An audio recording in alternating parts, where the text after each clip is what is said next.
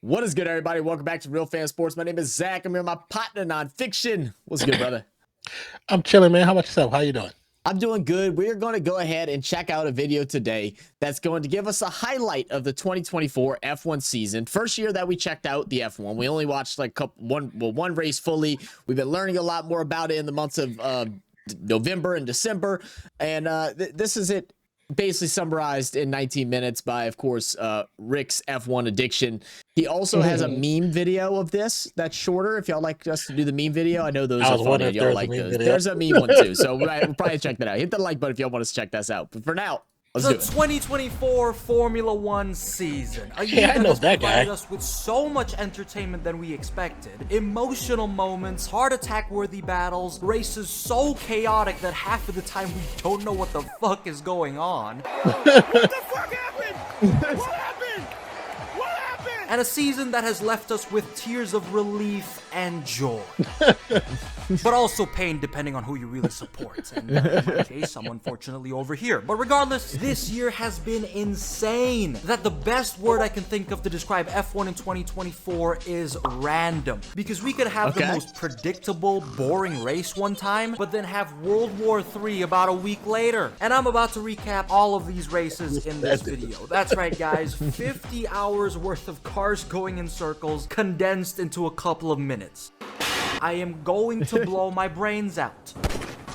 But anyways, let's begin, and there's no other place to start than in Bahrain. Now, before the season started, people were pretty much expecting 2023 all over again, as in Max Verstappen wins! Max Verstappen wins! Max Verstappen wins! Max Verstappen! Max Verstappen! Max Verstappen! Max Verstappen! Carlos Sainz! Max Verstappen takes victory! And as the season started, we kinda had that. In Bahrain, Max Verstappen won by 22 seconds from his own teammates. In Saudi Arabia, he won by another 13 seconds.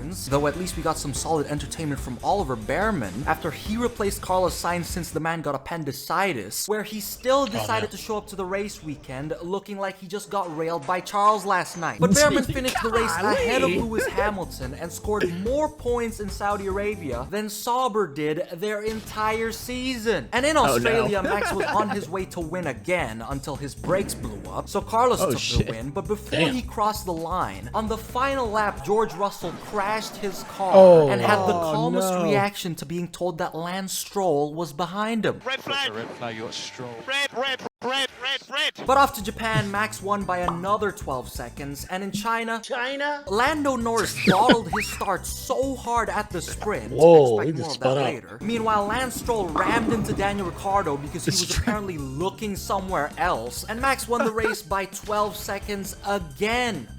While Fernando Alonso, despite qualifying P3 in the race, dropped all the way to 7th. I just knew that this was going to be a long year for Alonso fans. But as I've said, as Max won the majority of races at the start of the season, everyone was expecting the same shit as 2023. But that is not until the turning point of the season, Miami, Florida, where in the race, Max got damage to his car while Lando got a perfectly timed safety car in his favor, allowing him to take the lead, and he was able to maintain it with the pace of his McLaren and win his first ever Grand Prix. Nice. Okay. Now, everyone thought that this was just a fluke by McLaren, but as F1 went to Imola, which was thankfully not underwater this year, Lando qualified in P2 and was homing in on Max by the end of the race, where he finished just 7/10 behind him, actually making Red Bull look beatable. And as F1 went to its next race, hey, sometimes it's just the one. You know, you need one. Yeah. Need a little confidence up. Yeah, get that motivation going. Being Monaco, it's possible. Red Bull was finally beaten in raw pace. However, not by McLaren. Charles Leclerc wins the Monaco Grand Prix to achieve his dream. Finally! Yes! It finally did something right now. Hey, Monaco at that. That's pure emotion for Charles Leclerc. Ferrari completely outclassed the competition in Monaco, qualifying first and third, and after Max made a mistake in quali, Sergio Perez failing to get out of Q1 and had his car turn into an escape pod after the first corner, Charles Leclerc cruised through the entire race and won his home Grand Prix with ease. Nice, man. Nice. Especially the It was home kind of a Grand Prix boring too. race, though, thanks Yeah. to the cars being bigger than Sergio Perez's booty cheeks. But apparently, after this glorious win by Ferrari in Monaco, not even a week later, in the Canadian Grand Prix, they got a double DNF after Carlos crashed into his future teammate, and Charles had car problems and was on hard tires while it was raining. And I've decided that I want to die. Oh, I'm so glad you've made that decision. I swear, it's almost Why is it always Ferrari, bro? How do you have such a great weekend in racing, the next week you just totally crap the bed? Like that's absolute worst, bro. like the universe is always finding a way to balance the world whenever Ferrari does something. Like, the team can't have shit without a sacrifice. If they want to win a championship, it's like they need to sacrifice fucking Leo. And meanwhile, Perez in the Canadian Grand Prix just had to crash thanks to, I don't fucking know, the wind. But after Ferrari's joys and pains, we are now off to Spain. This was the race people said where McLaren for sure started having the faster car compared to Red Bull. But despite Lando proving that by taking pole position, he fumbled his start again, which allowed right Max off the to bat? win the race by just 2 seconds. And after Spain was Austria. Now this was one of the boiling points of Max and Lando's rivalry. Coming into the weekend, Lando was only 69 points behind Max in the championship. Nice. And so he has to make this that was race coming. count. And Lando did try his best. However, Max Verstappen, being Max Verstappen, qualified on pole, didn't fumble the start, kept the lead of the race, and was set to win. But this time, Lando had more pace in his McLaren, and after Max had a slow stop, the two came out of the pit lane in kissing distance of each other. And as they battled for track position, they eventually made out. Oh, they made contact. He's got a puncher. He's damaged his front wing. The leading contenders for the World Championship. Oh no. So as a result, George Fumble won that race out of bumfuck nowhere. Lando had to retire, and Max still finished ahead of Sergio Perez after getting a 10-second penalty, a puncture, and a... It didn't. Paris got replaced, I believe, too, right? I think that's what someone showed in our Discord. They were saying Discord, yeah. Not surprised the more and more I'm watching this video so far. Yeah, you still lost somebody who had 3 tires. pit stop. I swear, it only gets worse for Perez from here. And so it did in the British Grand Prix, where he spun out in Q1. And also, Perez literally renewed his contract with Red Bull a month prior to all of this bullshit. I am convinced he probably had a gun pointed to Christian Horner's head.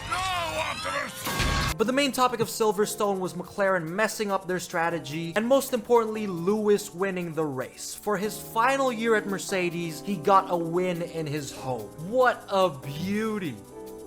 But what's not exactly as beautiful was the next 3 races after Silverstone. Oh my God. Especially if you're a Red Bull fan. Because as we head to Hungary, Max Verstappen had a whole nervous breakdown on team radio because his car was underperforming and his team strategy was miserable. A -5 brake pads and the thing just doesn't turn. It's unbelievable. Well, that's some gentle introduction. No, mate, don't give me that now. You guys give me this strategy, okay? I'm trying to rescue myself. Then he had the biggest crash out, just dive bombing Lewis. Oh. And the best part about this is that he was sim racing till 4 a.m. before the race. Max Verstappen this season officially became a part-time F1 driver, full-time sim racer. The guy next to me just wrote me privately, "I'm gonna touch you." But anyways, Oscar ended up winning his first race. Yeah, that definitely has become a meme, right? Has to be. Well, how recent ago was this thing? Because you talk about a dude that's won this many races, and it looks like he has your old camera, which by the way, it costs like $30 on eBay if you really like, $20 on Facebook Market, you know. Race in Hungary, congrats to him, but only after McLaren fucked up his strategy again, giving Lando the lead instead, which he had to give back to Oscar. And since Lando was heated for having to do that, in the cooldown room, he redirected his frustrations towards Lewis. You had a fast car 7 years ago. Oh. 7 years ago. You had it. You had a quick car. You made the most of it. Now it's us. I wasn't complaining, I was just complimenting your car. And this completely fueled people's hatred for Lando. And it only got worse as time went on, as we now head to Belgium. Now, this was really just a filler race, to be honest. Lando fumbled his start again, typical stuff, and George Russell won, except he didn't because his car was too light, since he probably took an overly big shit that morning. Though Oscar Piastri did give us some good overtakes. Expect to hear more about him too. But now we dive to Zandvoort, the Dutch Grand Prix. In FP3, Logan Sargent crashed his Williams so hard, it made an amazing album cover. And in the race, Red Bull's pace was nowhere to be seen as Max got overtaken by Lando. So Lando won Max's home race by 22 seconds and then said this. Simply lovely, huh? And this fueled even more hatred from the F1 community towards Lando, where people started to say that Lando went from one of the most likable drivers on the grid to one of the most hated. Just shows how soft humans are. Like, goodness gracious, yo, loved him, and then he started winning, and now you're a hater. Oh my god.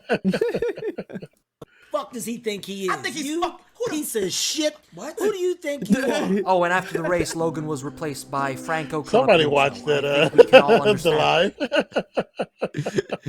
How dare you donate $100? Who the hell do you think you are? You're like, no, that's a good thing. Oh, sorry. Thank you. Misdirected.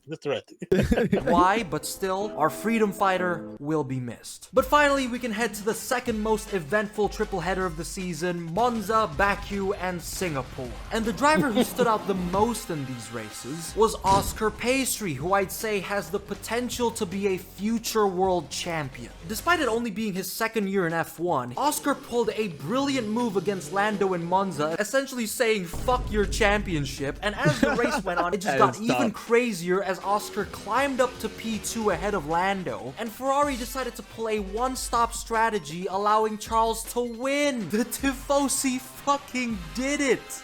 But once again, as it's the universe's natural pattern to balance things out for Ferrari, in Baku, Mr. Piastri pulled another brilliant drive, taking the win away from Charles. Franco Colapinto was also great, finishing in P8, essentially scoring more points in that one race than Logan did in 2 years. But on the other hand, Carlos and Perez, the two drivers with the juiciest asses on the grid, decided to get a taste of each other. This one's not over yet. We're heading into shit. at high speed.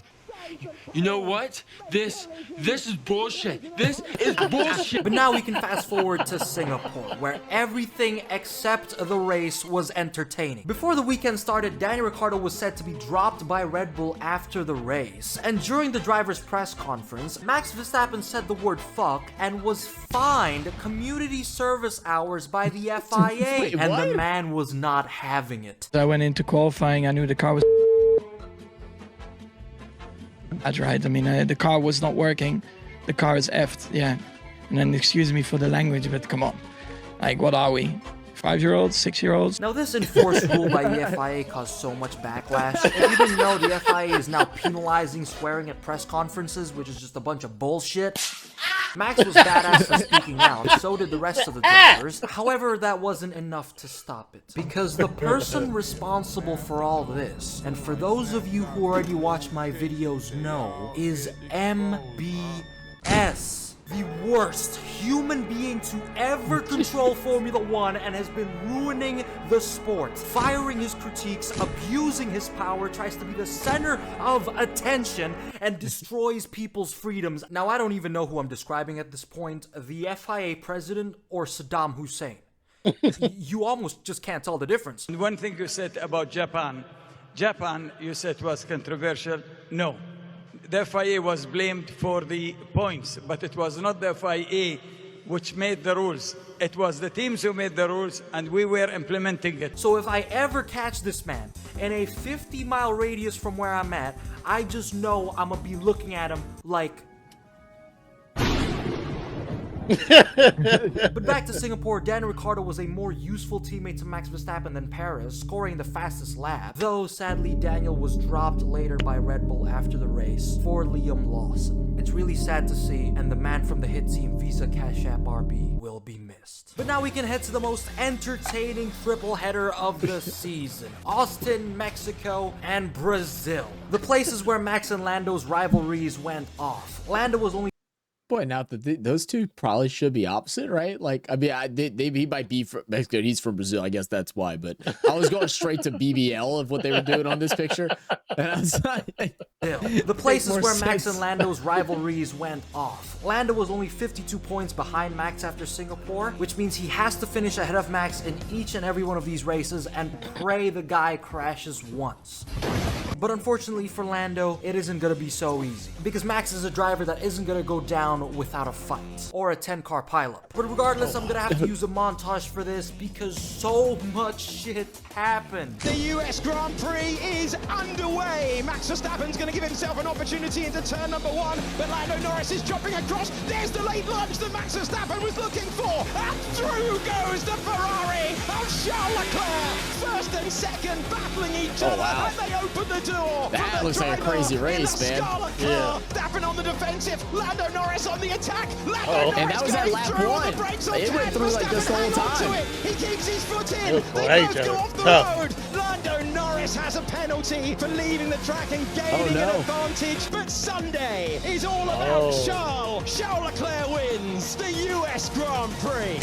Right now, we leave the line for the Mexican Grand Prix, and it's a good reaction time for Max Verstappen. He's got the inside line, he's got the momentum, he's surely going to get the lead. An immediate spin into the barrier for the V-car, and that will be an immediate intervention. Is he going to go for the late braking move? He is! That's the lead for Carlos Sainz. This is brave from Lando Norris, trying to go around the outside. Max Verstappen barges it, he's right on the line this time. Verstappen throwing it to the inside. They're both off. Extraordinary. But listen to this. The sight and the sound of this crowd acclaiming their winner. Carlos Sainz wins the Mexico City Grand Prix. The red flag is out. The red flag is out with 46 seconds on the clock. No one would have predicted Verstappen out in Q2, but my word.